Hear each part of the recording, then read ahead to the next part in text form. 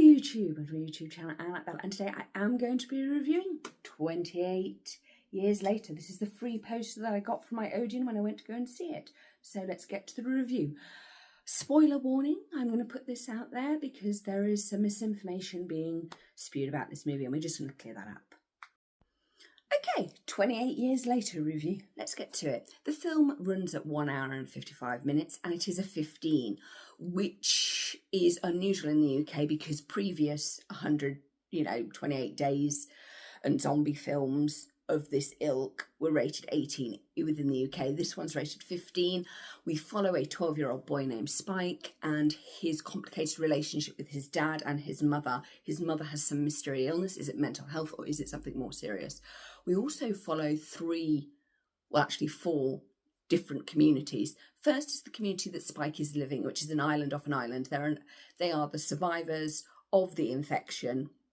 They're not contaminated and they have maintained a agricultural / feudalistic lifestyle. All civilization as we know it, they no longer have electricity, the internet or anything because Britain is quarantined off.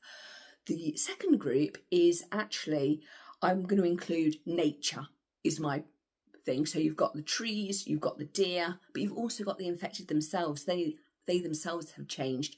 They wander around naked. People are making a lot of fuss about that. I'm not, because that's what would happen, because why would they need clothes? They focus mainly on their anger, but actually we see them drinking in a stream, we see them playing, we see that even they have changed. They hunt mostly deer now. The third community is actually the doctor, played by Ralph Fiennes, and the fourth community is to do with the child we see at the start. The movie starts, a load of children are upstairs in a room watching the Teletubbies because this is set in the 90s, and in the 1980s, late 90s and early 2000s, a certain person called Jimmy Savile was really big on TV. Literally, he groomed the whole nation. He had sex with dead people in hospitals. There's a whole host of crimes. It's just horrific. He also was a kiddly fiddler and he also raised money for a hell of a lot of charities and hospitals. That's all I'm going to get into that. But at this point, Jimmy Savile, we didn't know anything about that. We knew that he'd raised money, but we didn't know about his, sex crimes.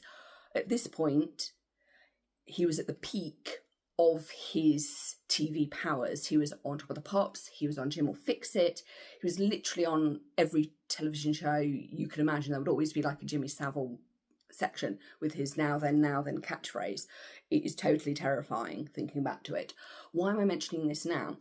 Well, zombies come in, kill everybody, kill his parents, and one blonde child called Jimmy runs and flees to the local church where his father is on his knees claiming it's the end of days. He shoves his kid down this well thing to save him, gives him a cross, and then promptly gets infected and leads his children out.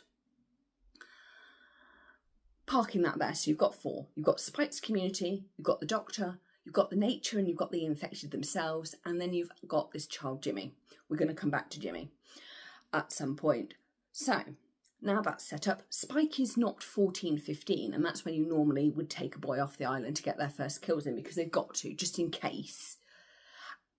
Spike's father is some kind of forager. He goes to the mainland of UK. I think it's Scotland.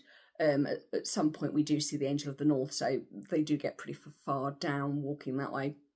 And what they do is they forage for useful items. He brings back a frisbee, which is not useful but playful, but Spike's got no clue what a frisbee is because he's never seen it. So we're dealing with like the third generation of children that away from the initial infection who never knew smartphones, never knew the internet, never knew anything like this. So they are literally like naked babes in their minds. So all they know is pretty much farming and shooting arrows in necks and hearts. And it's interesting that when this particular community kill the infected, they go for a straight clean kill. They basically either run from them or they kill them quite effectively. They do come to a house, Spike and his dad, once they get off their island to get on the mainland. Once you're on the mainland, there is no rescue. And I like the fact that the elder woman stopped them and made sure that Spike understood this. Once you're there, you're there. We do not send rescue parties because there are so many non-infected. There are so few non-infected left that we have to protect the uninfected. They find this house and they stay in it. it's a very slow-paced film. I love slow-paced film. It's not as horrific as you think it's going to be, apart from the ending, which I will get to because it put the fear of God in me. I was like, oh my God, my stomach just dropped. And in it, you see an infected that's just been dangled upside down and basically being tortured. This is where we don't know, but it's at this point you don't know. But later on, it becomes very clear that the Jimmy has done this. The child Jimmy, not Jimmy Savile. Jimmy Savile does not make an appearance.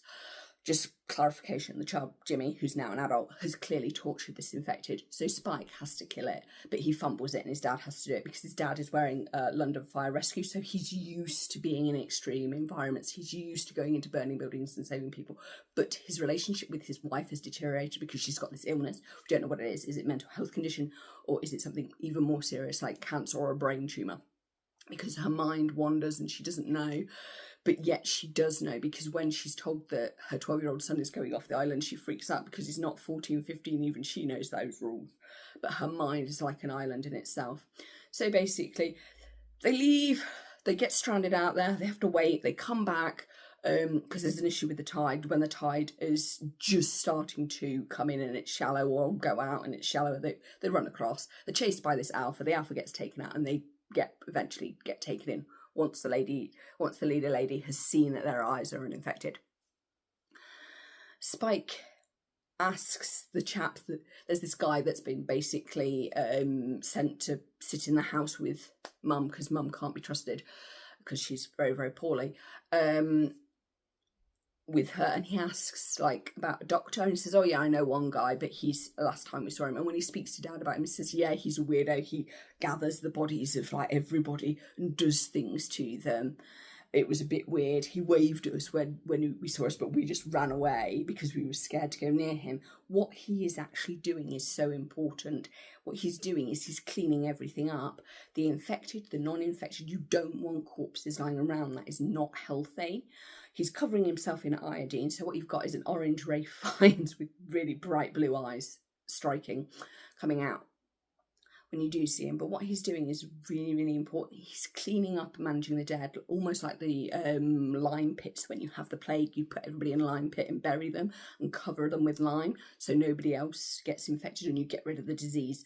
What the doctor is doing is basically that, but both for the people who were infected and the non-infected, because you don't want dead corpses lying around. That doesn't lend itself for biological life to survive. I'm loving the fact that the trees are also involved in this, and people are like, the trees, Miriam, what are you talking about? Well, you see those scapes and you see like all those urban things with trees just growing nicely and birds flying through. Yeah, there's the famous train scene where a pregnant woman who is infected knows that she needs help, and obviously Spike kidnaps his mum to go and see the doctor to help her because he doesn't know that she's got cancer, which is basically what she's got. He also at one point taps his Power Ranger figure before he goes out on his first trip. He leaves it behind because he's becoming a man now. He no longer needs it. It's not going to help him survive. It's going to hinder his mental progress. So he says, I'll see you later, which is a hint for what happens at the end. Moving on, him and his mum travel. His mum saves him from one of the fat infected. There's like 3 groups. There's the alpha infected, which are really tall and giant like. There's the regular infected, with which Cillian Murphy's character is one, and we see Spike kills him, which I think is putting him out of his misery, to be honest. And then there's these fat zombies. I like the fact that there's like 3 different types. Oh, and there's also this useless guy, Eric, who got stranded from his patrol boat and ended up coming with them and was basically a dick. But it's interesting that both women recognise that they need help, and mum does this and she holds on and the baby comes out, but the baby's not infected. But unfortunately they have to kill the mum because she then goes on rage, and Eric kills her, and then Eric gets killed by the alpha dad. Anyway, moving swiftly on from Samson, which is what the alpha dad is called. There are so many hints. I actually think that a lot of the zombies look like cave people or river people, and people make a lot of fuss about them running around naked. I don't, because why would you need clothes if you're infected? British people generally are volatile by nature. I think that it's fascinating that this zombie virus is all about rage and chimps. Anyway, moving away from chimps and all of that, because I haven't actually seen that film. Shocker. This one felt more about the history. I'm loving the fact that the longbow was given like an ode to the longbow, because it's kept us safe in the UK since Agincourt, which is a battle where longbowmen basically took out the whole of the French cavalry in like 4 hours, made Henry V famous and immortal. Which is why I can summarise that in like nothing. I like the fact that when we do meet the doctor examines Mum and basically examines her lymph nodes and her breast and says, you've got cancer. And I think it's spread, and it's either in your brain, it's either spread to from your brain into your body, or from your body into your brain, because that's why your mind is fragmenting. But Mum also says something about how she was parented. When she was parented by her father, she has good goofy memories with him, and she passes that on to Spike. And she asks, when he was with his dad, the fireman who they left behind, she asks him, is your dad like that with you? And he's like, no, he's very serious. And she's like, well, you've got to learn. She nods in understanding, and she says, yeah, survival skills are important. But there was no sort of rapport. And it's interesting that the doctor, who is very kind, says, we've got to remember death, but we've also got to remember love, but you've also got to remember life. And he says, there are bad deaths and they are good deaths. Just because you're infected doesn't mean you're not alive, and they deserve a good death, which is why I really respected the dad when he saw that fat zombie child. He didn't kill it. He was like, no, it's too young. It's too young. It's not a threat. We can just walk away. It's not going to hurt us. Obviously, if they got attacked by it, they would, but there was no need. And I thought that was really interesting that the doctor then backed up what his dad did, and Spike nodded and agreed, which is why Spike got tranquilised. And then the good, kind doctor basically euthanised Mum, because Mum, she was only going to get worse and deteriorate. And then they had that beautiful scene with the skull. Obviously, they have to put Eric's skull in first. He's the dick that basically got killed by the Alpha for shooting his wife. It's fair enough. But it's interesting that the infected can have children, but those children are not infected, which means that life is going to reset itself, which is fascinating. We've just got to wait it out. It's not going to be long, unless the infected eat or bite their children. Then they'd infect them. This is going to be interesting. Anyway, moving on from that. So we then have this beautiful scene of this like bone sculpture, and I'm not talking about the actual skull pyramid, I'm talking about the roundel that the doctor has made, because he's put the bones up like that. He's basically stripped the flesh off and put that all in the river, which is why we see the infected down in the river, because they can get food there that isn't deer. But it also means that you've got a record of how many people have died, that we remember them because we've not buried them in the earth, we've not hidden them away, we've put them up because if you hide them away, they could get infected. That's what he's doing. He's honouring them by giving them a final death, by removing all the flesh so that they can't get reanimated, by making these sculptures. And I love the bit where it just zoomed round. They used iPhones. They used like 20 iPhones for some of the scenes, you know, this special thing like a ring to film, which is why it sometimes feels shaky. But I love the fact that iPhones are being used to make movies. It's brilliant, it's cheap, it's lovely. Welcome to Britain. We do everything on shoestring, even movies. I loved that. It was so poignant, and then you had the sun setting. It was lovely. I love the feel of nature in this film. I'm giving it 5 out of 5. I don't really care that people say the ending was rubbish, I didn't understand it. What's going on? These films are not just zombie films. We've got regional British accents. It's telling the story of Britain. Danny Boyle feels that Britain is going to decline, is in the period of decline and will rise, possibly. But he feels that we're declining as a society, as a nation, and these stories are a way of him expressing that. So Mum dies. Spike then ends up with this little baby girl that he renames his mother's name. They get attacked by the big alpha called Samson, who is the baby's father. The doctor says, I think you should leave and go back. So Spike takes the baby back, but Spike doesn't stay. He writes a letter in the baby's shopping basket, because that's all he has. Leaves her there. They take the baby in and are kind to her, and then Spike goes off. He needs to think about himself. He then gets chased by some infected, and he comes up to a roadblock that is leading to the towns and the cities, because we've just been out in the countryside and in the wilds where the deer roam. We haven't been in a town, we haven't been in a city because it's believed where the infected are. But I think the reason that these particular people haven't gone in towns and cities is the survivors of the town, the survivors that remain in the towns and cities have gone mad. They aren't normal. So we come up to this roadblock.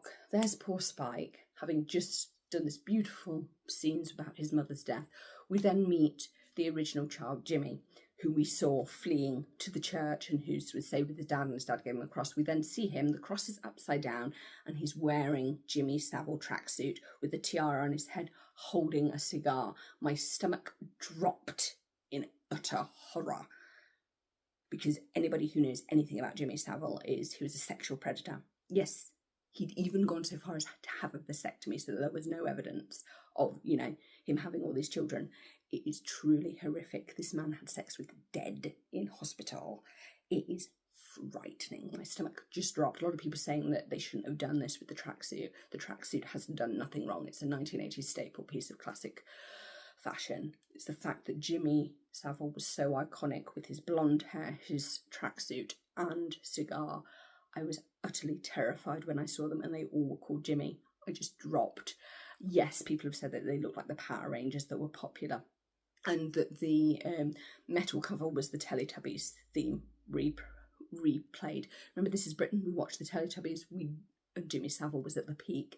What this child Jimmy has done, he has grown up and become a sadist and mirrored after Jimmy Savile. And the second film, I fear, is going to be far more violent, but it's not just going to be violent and gory, it's going to be unkind. And it is going to be cruel. And it is going to be absolutely terrifying. If I was Spike and somebody that looked like Jimmy Savile came up, because Spike's not even an adult, he's 12, which is the exact age of some of Jimmy Savile's victims, by the way. We have left Zombieland. Those zombies that these Jimmys killed did not have a good death, because they weren't killed to die either with the neck or through the heart. This is going to be terrifying. The second film is going to be really menacingly creepy and evil. I'm not even sure I'm going to be able to watch it, because my stomach just dropped and I was terrified, because I know what this man has done. But hey-ho, we're putting in a film, which some people still say is a questionable decision. Spike's got no idea of what he's walking into, very much like all the new Gen Zers who haven't got a clue who Jimmy Savile is, because we wiped his grave off the face of the cemetery that it was put in. I remember seeing pictures of Jimmy Savile's big massive grave. When all of it came out, what he did, they flattened his grave as if to wipe him from the face of the earth. Jimmy Savile was a friend of Gary Glitter, and recently there was a newspaper headline that said Gary Glitter himself said that he was unsafe and that he wouldn't trust himself out. Yes, he's in jail, not in this country, in another country, for fiddling basically. So it's truly terrifying. This film, 5 out of 5. I loved it. The second film, oh my goodness, it's going to be horrific, and I don't think they're going to get away with a 15 rating. Not in this country. They might have to up it to 18. But then Spike will be older, which is even more terrifying because he's not yet an adult. So yes, 5 out of 5 from me. But there are warnings. My stomach just dropped. It was the most chilling thing I have ever witnessed. I was like, what am I looking at? I'm just being saved by Jim or Fix-It. Oh God, this is going to be bad. Really, really bad. Spike, you just need to run, or is there a rock you can jump off, or go back home? I was like, go back home, go back home. You were safer there. Oh, and you know that we're going to see the good doctor again, and his death is not going to be good. No. Anyway, I've babbled enough. Do check it out. Please be aware. Obviously, I'm saying most of this because from the British perspective, because this is about Britain. You've got the regional accents. You've got a lovely, look, Sycamore Gap. Yeah, the Sycamore Gap tree got honorary mention. Love it. Go second Sycamore Gap tree. It's sprouted, by the way. We will have another one soon. Take that, evil vandals. Anyway, so I've babbled enough. That's the end of my review. 5 out of 5. And please beware of anything Jimmy Savile related. Oh, horrific. Anyway, ta-ta. Well, I hope you enjoyed my review of 28 Years Later. It is like the third film in the trilogy. I've only ever seen this one. So I'm just going to be reviewing that. I hope you enjoyed my review. Don't forget to like, comment and subscribe, and please do click the notification bell for my latest video. Stay safe and please avoid anything Jimmy Savile related.